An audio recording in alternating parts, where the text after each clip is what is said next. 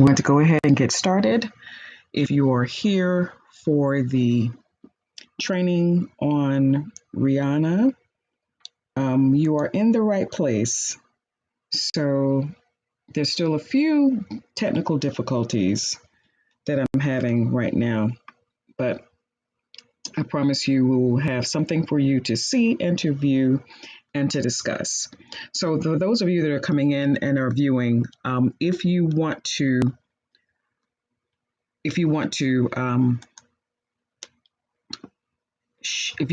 comment on anything, then you have to give Restream permission to view whatever it is that you're doing.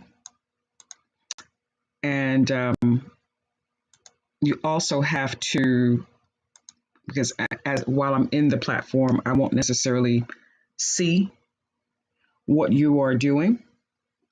So give me permission. And if you're viewing this via a replay, tell me where you're seeing this and where you're seeing this from and what platform. And you can certainly write any comments. But since we're a little bit delayed, let's go ahead and get started. So the purpose of this particular training is to talk about not necessarily Rihanna's performance at the recent Super Bowl, but to talk about her as a business mogul, to talk about the lessons that you as a business owner can learn from her experiences, that you can glean from how she was able to emerge from this past week's Super Bowl, which is the largest televised event every single year. You're talking about well over 100 million people that view that particular sporting event. And that is why it is such a expensive to even advertise. You know, that's why people look forward to the Super Bowl commercials. And luckily this year, I mean, it hasn't always been the case, but luckily this year it was a very competitive game, a very good game as a sports fan. Very interesting, sort of went to the wire. It had all of the hype, and then it also had all of the, I would say it lived up to a lot of the hype. But what was interesting coming out of this conversation, and I want to kind of look at Rihanna as a case study, not so much that I'm this huge Rihanna stan or huge Rihanna fan. I'm kind of late even to liking her music or, listening to her music. So I'm somewhat late to that. I'm not one of these people who kind of pretty much in terms of music, I'm old school. And so I don't necessarily jump on every trend and bandwagon musically. I typically look for music that is a little bit, eclectic and, not mainstream. And so that's where I lie musically.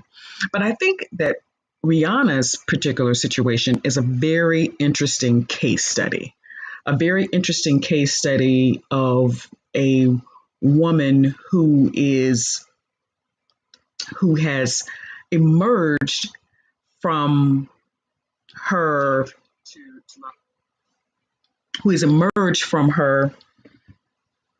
status as a pop singer to now this business mogul. And I think there's something that we can learn from that conversation. So let's take a look and let's just kind of take a look back and step back and look at why Rihanna is such an interesting case study for business.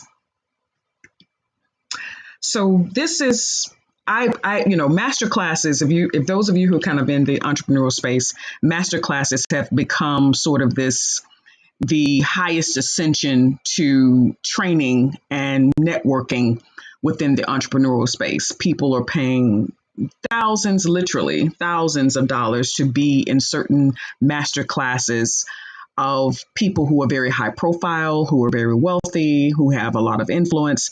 And so the term master class, although it's being utilized in various different ways, typically, I mean, you even think about even Oprah. Oprah has a master class, and she's invited all of these luminaries and all of these celebrities in to give, especially during the pandemic, to give their life lessons or their industry lessons or whatever. So masterclass has become this buzzword. But I think what we saw this week with Rihanna is her in real time, in real life, presenting a masterclass, something that we can glean from, we can learn from. And so that's what I want to kind of uncover for our time today. So I want to look at, I'm Kim Walker, by the way. I'm a business consultant with Gabalot Consulting, and I help business owners build profitable businesses through planning and profitability and productivity. And so I want to look at Rihanna's brand. I want to look at Rihanna's situation again as a case study as to how you can better position yourself in this entrepreneurial space. So I want to just briefly talk about her beginnings, talk about her boldness, talk about her brand, talk about her business, and now her billionaire status. In fact, Rihanna and Oprah are the only two celebrities that are on the only two, I should say, African-American women celebrities that are on the Forbes list of billionaires in the world. And I think that's really, really powerful. And when you think about it, I mean, there are probably other bigger names, and I'll get to the obvious comparison of Rihanna to other people, but so I'll talk about the elephant in the room. But I mean, to be on that list, I think says something about her as a businesswoman. Certainly, it positions her as a major player in this business world. And so we want to talk about what that means exactly, because she starts out as a singer. She's this island girl. In her beginnings, it comes as, emerged on the scene, late 90s, early 2000s as this island girl. In the beginning, for me, at least, nothing really separated her from the pack. She sort of looked like everybody else, late 90s, early 2000s. The auburn colored hair, the midriff, and there was kind of two tropes, if you will, when you think about musical artists of the women, in particular, of the late 90s, 2000s, early 2000s. They either were the video vixen type, or they were the tomboy type, a la Aaliyah, TLC, or they looked like Rihanna, Beyonce, Ciara. They all kind of had the same look. And so nothing really separated them from the pack other than perhaps their music, but their styling, not a whole lot. They even sounded a lot alike to me, except, again, we can, this is not about musical taste or musical critiques, but just want to talk about how she, in the beginning, probably was Beyonce like, okay? And again, I step into weary waters here because I know the Beehive doesn't like that. But in the beginning, I mean, you really couldn't tell, a whole lot of difference. So I would say in the beginning, she's this pop star. Of course, there's an obvious connection between her and Beyonce through Jay-Z, Jay-Z being Beyonce's husband, and then Jay-Z, who was the person who sort of propelled Rihanna's musical career. So now, again, in the beginning, didn't really see a whole lot of difference musically or even stylistically in terms of the way she looked like all the other 90s, early 2000s women at that time in music. But here was a change. By the time she got to Umbrella, and when Umbrella came out, that's when I started to honestly notice her. Musically, stylistically, there was a change in the fashion. She cut her hair. She sort of went to embody sort of this kind of sweet island girl persona to this kind of, Bad Girl, Riri, but not so over the top. It was sexier, it was edgier, it was stylistically more sophisticated. And this was a turning point for me, at least, where I saw that she was separating herself from the rest of the pop divas at the time. The music was edgier. It was definitely a hip hop beat. It was danceable, but then I think it showcased more of her individual personality. We started seeing those island inflections, we started seeing her coming into herself vocally. So I feel like that was definitely a bold shift at this point when she came on the scene with this particular song, Umbrella, and with this particular look. Definitely her trajectory, it was started to move upward. So we see her kind of separating herself and becoming a fashion icon at this point. So let's talk about Rihanna's brand. Let's talk about what makes her significant to this conversation around business entrepreneurship, how we create brands in this 21st century. Well, first of all, I think if we talk about brand, we've got to talk about the billionaire status. But I don't want to just solely focus on that because there was a journey getting there. But certainly she has positioned herself as a very smart businesswoman. She had an opportunity, was invited before to appear at the Super Bowl. This wasn't her first invitation. She was invited a few years ago amidst the Colin Kaepernick controversy, and she took a stand. She was like, well, "No, I'm in support of Kaepernick and what he's standing for, and so I refuse. I decline." Now, let's just talk about, first of all, to decline a Super Bowl. It's a huge deal. Number one, in case you're not aware, the NFL does not pay its artist to appear at the Super Bowl, even though there's this huge promotion. There's these multi-million-dollar campaigns. There's all this hype and promotion and marketing around the Super Bowl appearance. It has not always been that way, but in the last 20 years or so, the Super Bowl halftime show has been marketed just as much as the game itself, and if not even more so. So it has become a very important spot to occupy between halves of a football game. First of all, you have 100 million eyes, more than 100 million. I think they said the numbers are still coming in, but about 120 million people watch that particular Super Bowl, putting it probably number 3 in terms of the highest watched Super Bowl. Maybe, and the numbers may be even higher than that, because I think people are also streaming now. So people are not necessarily tuning in via the networks as they once were.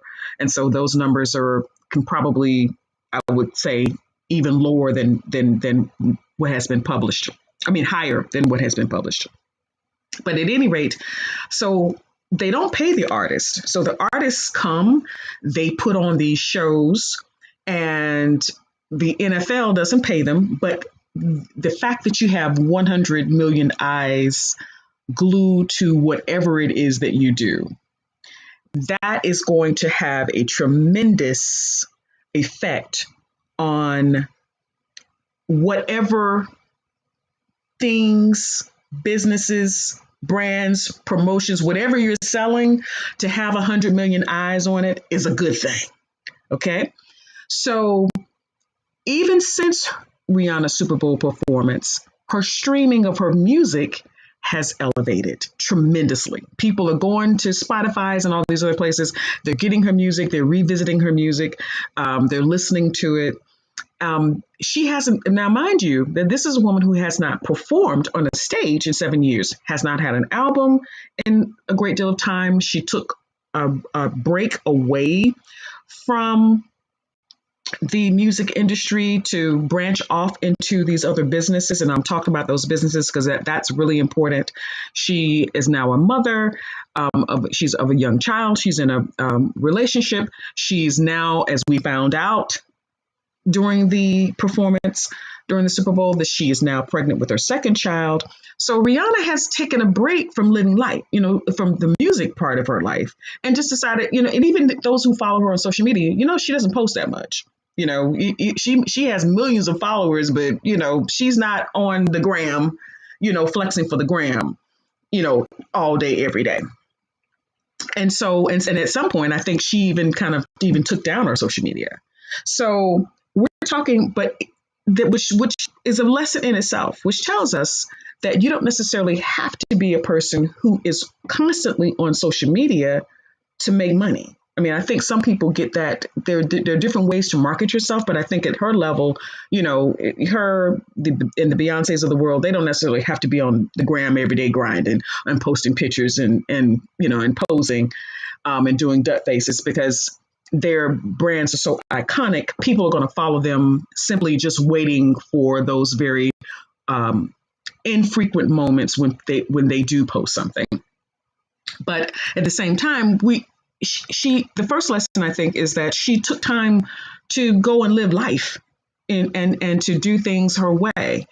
And I think, when we look at early in her career, she's had some controversies, and not because of her own doing, but because of the people that she has been involved with. But at the same time, she could have just gone in a corner and cried about it, whatever. I don't know what she did, as far as therapy or whatever. She could have done that as well. But she just didn't go and shrink and hide. And if anything, she elevated her status as a pop star. She kind of took on this kind of persona. Hey, listen, and you even hear it in her music. I'm Rihanna. Okay. Hey, I'm going to do what I want to do. I am who I am. She shows up in these fashion arenas. She's going to Met Galas. She's still posing in fashion magazines. And so she's become this fashion icon right alongside her musical career. But then she does two very smart things. She saw a gap and a need in two particular industries. The first industry, she came out with the, again, I may be missing the order. I think I remember Savage coming out before Fenty, but those of you who follow Rihanna, you can tell me differently. But let's just look at both. When she came out with Savage fulfilled a gap in the underwear space for women. For example, we for a long time, Victoria's Secret was the brand. It was the brand for women and undergarments. It was the main one. It was the fashion shows. It was the women with the angel hairs, with the angel feathers. It was the supermodels. It was a whole thing. But here's what they didn't do. At some point, I think, is that Victoria's Secret, what they didn't do is that they didn't realize the change in the industry. And so while they were still trying to depend on kind of this model of the 90s of having fashion models and having catalogs, the industry was changing. People were going online and they were competing directly against bigger brands, smaller entities was like a Victoria's Secret and others. But Rihanna saw something different. She saw, number one, that some of the items of a Victoria's Secret didn't fit a thicker woman, a woman of color, a woman who had, more, that was more endowed. It didn't fit who was more voluptuous, was larger, thicker in different areas. She capitalized on that and decided, listen, I'm not only going to make a brand that specifically for not just women of color, but includes women of color. So she really sought out to make a very inclusive brand. And that was one of the criticisms of Victoria's Secret, is that it wasn't inclusive and it wasn't made for bodies of color. Rihanna tapped into that and says, hey, listen, you can buy, I don't care what, you can be skinny, you can be, voluptuous, you can be thick, you can be whatever. Here's a size for you to feel sexy, to feel wanted, desired. You can still embody and have body positivity at any size. That was a brilliant, brilliant move. So here's the thing. She was able to find a gap in the industry, and she was able to serve an underserved population. We've got to give some applause to that, because if you are a business owner and you're struggling to figure out, see, the problem is that many of us are trying to sell to everybody. We're selling to, hey, buy my stuff. Hey, I'm selling to grandma. I'm selling to mom and pop. I'm selling to my cousins. I'm selling to my best friends. And then they're tapped out. But she was able to find where there was an underserved population, and she doubled down on that and created a valuable product for that population.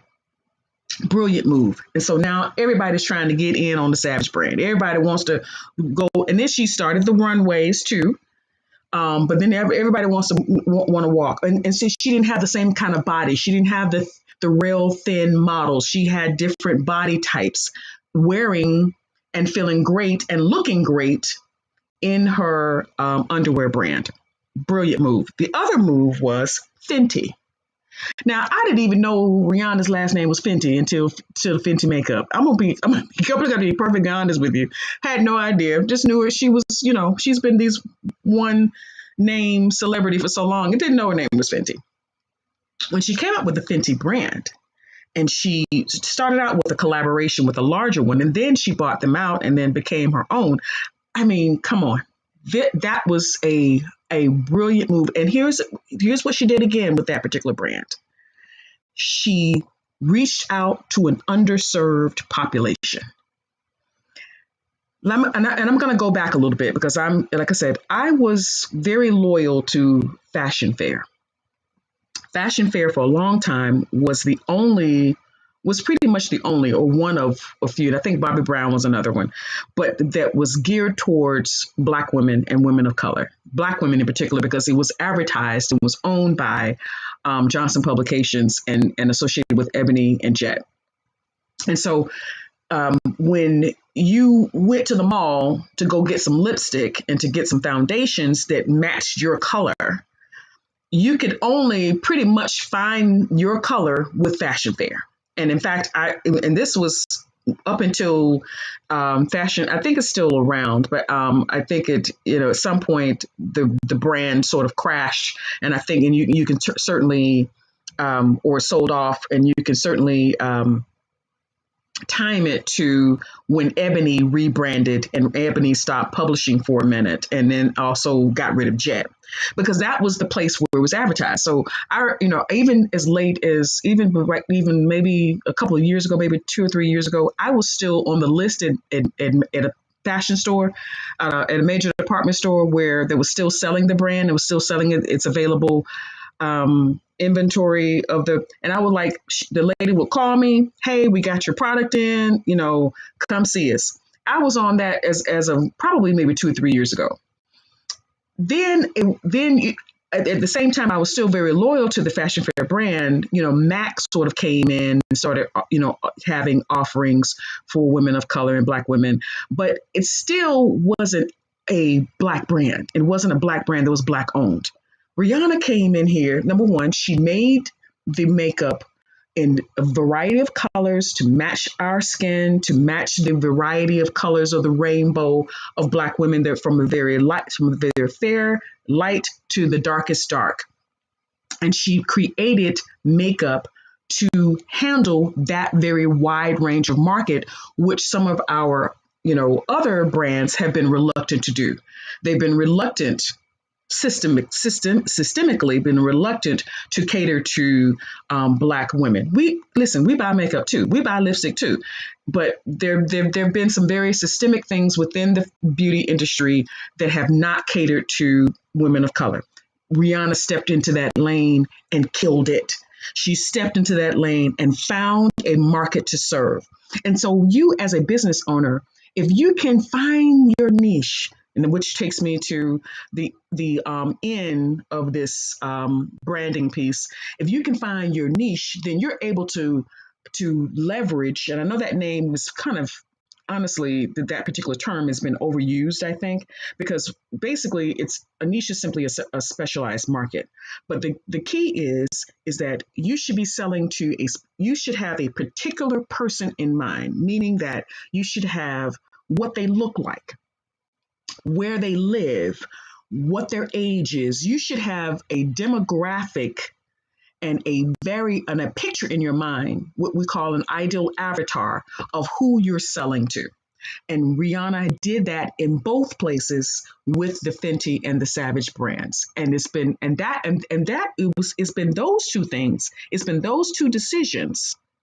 And again, this speaks to audience. She was able to find her target audience. And once she did that, she was able to propel herself then to propel her businesses and then propel herself to millionaire status. That wouldn't have happened in music. Let me take back. It hasn't happened in music. The biggest pop star on the planet has probably a half billion dollar net worth, whereas Rihanna has a $1 billion net worth because she was able to pivot and to expand her brand into other businesses. She didn't simply stay in the music lane. She was able to take that platform and expand into other areas. And that is really the challenge for us within the 21st century as a business owner. Yes, you can be known for one thing, but then you've got to be able to leverage what you are known for before you expand into other areas. Because once you build that brand, we knew her as pop star. We knew her as island girl. We knew her as this bad girl Riri. But then she was able to take that pinnacle that she had reached and that platform that she had reached, and then she had negotiating power. So that's the end. She had negotiating power to then go and say, hey, I want to create this. I want it to look like this. I want it to be marketed this way. And that is what makes her a very, very smart and a great case study for us to follow. But then let's talk about the D part. Again, she has a brand that's relatable and real. She's a mother, she's approachable. It's one thing about Rihanna. I mean, we've seen Rihanna on talk shows in between albums. I mean, she's on because she's kind of funny. She's kind of, tongue in cheek. She makes the late night, talk show runs. She hasn't been one of these icons that's been unapproachable or been very hidden. You don't hear from them until there's an album. No, she's been in the mix. She's been in the Met Gala. She's been making rounds on talk shows. She's been at the ball game, sitting on the sidelines. She's been very out there and living her life. And that part of her persona, I think, makes her very real and relatable and appealing to people. But here's the piece. The D part, the demand and delegation. To pull off, now, regardless of what you thought about the performance, and I'm not here to critique the performance. Me, personally, I liked it. I thought it was artsy. I thought it was cool. Now, everybody was like, well, no, it was kind of bland and boring. Now, I don't, some people didn't like it, but I heard most of the criticism, honestly, from men. I'll unpack that another time. To me, it kind of reeked of, at least in the commentary that I saw, it kind of reeked of, if you're not scantily clothed and, twerking and jerking in on a pole, which again, I'm not here to critique that either, because of people have made, lots of money, building those kinds of brands. And if that's what you want to do, that's on you. I'm not here to put it down because, dancing and that kind of very animated dancing is in our DNA as African people. But nevertheless, I just kind of felt like here is a woman who is, flying on these makeshift stage of high above a stadium and coordinating all of these dancers. And visually, it was really, really a powerful visual to me. And people were kind of like, it was bland, it was boring. I don't know. Again, I always look for people who are kind of a little bit different, a little bit edgier. But I think it also speaks to him. Here's a woman who was pregnant and doing all of that and having to coordinate that. That means that she was able to assemble a very powerful team, Come to find out, the NFL didn't even know she was pregnant. So she did her pregnant reveal without anybody even knowing, because she was ready to announce it at on her own time. So that took her being able to understand the demand, understand the power of that moment, because gender reveals and pregnancy reveals have become all the rage. People create businesses around that whole thing and create parties and things like that around that whole thing. She was able to do it. In fact, I saw a real funny thing was talk about, Rihanna's baby shower was interrupted by a football game. I mean, it's been some funny stuff coming out, but that takes a very astute business mind to leverage something that is personal to her, and that is something that is, again, common to mothers who have given birth, and to turn that, honestly, I mean, Vogue decided they're going to put out these really great pictures of her and her baby and her partner on this week. That didn't happen until after the Super Bowl. Again, smart marketing. So we've spent a lot of time talking about Rihanna as a businesswoman, and honestly, this right here, her taking the time in the middle of her performance to touch up her face with a Fendi. As soon as she did that, people went online and bought the thing out. I mean, you're talking about this is marketing, y'all. This is marketing 101. She took those 100 million eyes, took the time within the middle of her performance. She gave you pretty much her biggest catalog of music in a medley. It was only her on stage. She didn't split her time between other artists. It was her and the dancers. That was, honestly, I'm sorry, but that was, to me, it goes down. And again, I'm not here to critique the performance, but I mean, certainly it is definitely in the top 10, I would say, of all time Super Bowl performances. But I'm more or less concerned in terms of this training about how she was able to promote several businesses at the same time: her music, her fashion, and this little makeup, touch up thing was absolutely brilliant. And so now we get to where Rihanna is kind of the queen of the world. She's winning at everything. She has, and again, I think, to be honest with you, even though this may be a very watershed moment, it's really, I think, the beginning in many ways, or kind of a rebirth, if you will. The timing of the birth of her second child is really sort of like a rebirth for her. It's kind of a reemergence for her musically. And I think you see a confidence in her that you didn't probably see earlier in her career. She was, let's just keep it a buck. She wasn't strong vocally initially, but she tapped and doubled down into her particular strengths, which was that island flavor, that island girl.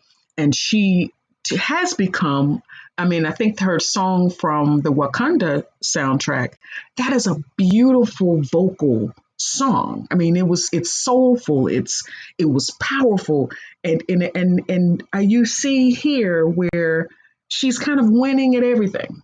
Rihanna is winning at everything.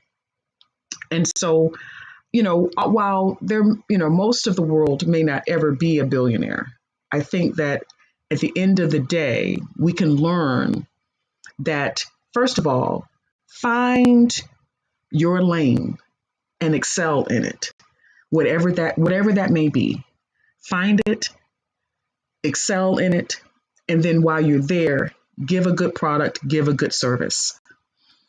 But also recognize when there is a need in the world or problem in the world. If you have been following me for the last few weeks, I've been actually giving you a free, some people are getting shy about reaching out to people, but I've been giving you a free class on, if you're thinking about starting a business, I've been giving you a free class via my stories. So if you're not following me on my social media, you're missing it. But stories only last 24 hours. But you can also look at my Instagram highlights to see I have saved these stories, and for those, and I've kind of secretly called it. I ran this promotion about two or 3 years ago. The 30-day business challenge. It's because I believe that if you are intentional about starting a business, then look at people who do business well. That's why I'm featuring Rihanna today. I'm going to feature some others. I actually was going to feature Rihanna right as she had emerged on the Forbes list, which was last year. But I thought, once the Super Bowl thing came, I was like, this is the perfect time to talk about her as a case study. But find your place in the world. Identify a need, identify where you can best serve. And once you figure that out, then the trajectory of your business, the trajectory of your services and your products can only amplify, and it can only move forward when you figure that piece out. But sometimes we're just winging it and we're just kind of doing it. But you really need to study it, because if everybody was, to be honest with you, everybody who was in entrepreneurship, or if entrepreneurship was honestly easy, then everybody would be doing it. I mean, it's not an easy journey. It is a lot of work. But at the same time, if you understand your process and be authentically yourself and how you like to show up in the world, you're going to be much more successful than trying to imitate or copy. So I don't present Rihanna's case study as a way of, not everybody's going to be a Rihanna. Rihanna's got a lot of things going for her that matches up in the world, and boom, she is who she is. But at the same time, there are things that she did, there are decisions that she made, there are particular things that she did that tells you as a business owner, you can do those things in your business too. You can identify a need. You can have a target market in mind. You can serve a particular, out of 8 billion people in the world, you can find your segment, your audience that has a demand, and you can create a demand for your products and services. So that's what I wanted to come and talk about today. And hopefully you have gotten some good information out of this discussion, out of this case study of Rihanna. And if you are interested in either starting a business, or you're interested in growing an established business, and you're stuck and you're struggling, you can't figure it all out, and you need some help, and you just, you're kind of floundering out here. And it seems like even since, the way of the, it seems like the market is saturated, but I can tell you it is not. There's no way it's saturated. It just seems like there's so many more people are doing this and are on this journey. And what gets small business owners turned around is that you're comparing yourself to people who are already at step 10 and you're at step 1. So the key for you to get to step 10 is to really get your step 1 together. If you got steps 1 and 2 together, you'll eventually get to step 10, but you can't do the comparison game, because what that does is mentally taxing on you. So I help people kind of find that clarity. I help people try to figure those pieces out, because when you're emotionally attached to something, you can't see the minefields. You can't see the forest for the trees. You can't see those things that are glaring in front of you. So I help people find clarity. I help people through systems and planning find the processes they need to be successful and profitable in their business. So most of my handles are at Gabalot Group. And so you can either go to my website, which is gabalot.net. That's gabalot.net, Gabalot Consulting. And happy birthday to me. Well, happy anniversary to me, as I'm celebrating 5 years in establishing my business. Yay, yay, yay. I'm going to come back and talk a little bit more about that. But in the meantime, you can follow me on Facebook, Instagram, YouTube, Pinterest, LinkedIn, and follow me at all the handles. My preferred method is that you send me a message.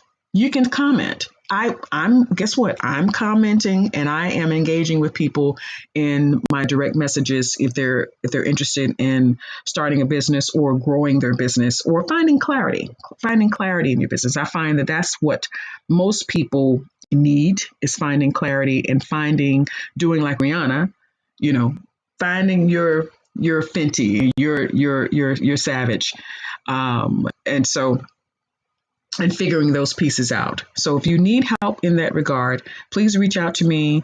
Again, I'm not one of these people who preaches you need to be there. There are many. Social media is one way, and some people I found don't really want to engage on social media. But there are ways. Again, look at Rihanna. Rihanna is not on social media all the time, and somehow she's able to create a profitable business. So social media is simply one medium, one tool.